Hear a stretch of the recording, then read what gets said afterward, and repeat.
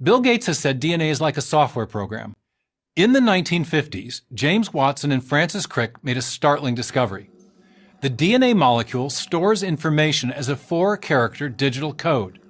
Strings of precisely sequenced chemicals inside the DNA helix store the instructions, the information, for building the crucial proteins that cells need to survive.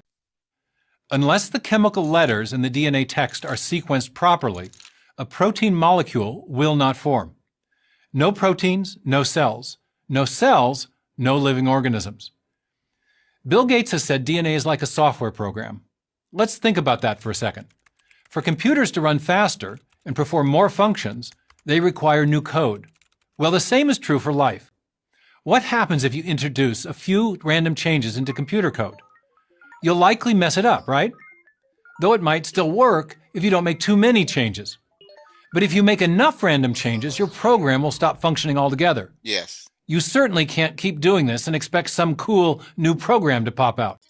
In all codes and languages, there are vastly more ways of arranging characters that will generate gibberish than there are arrangements that will generate meaningful sequences. Nice. And this applies to DNA. Scientists have established that DNA sequences capable of making stable proteins are extremely rare, and thus really hard to stumble on randomly. How rare?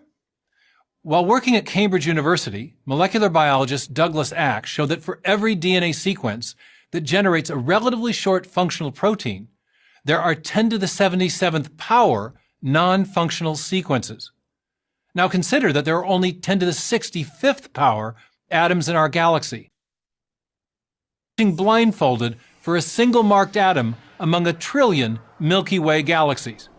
Talk about a needle in a haystack.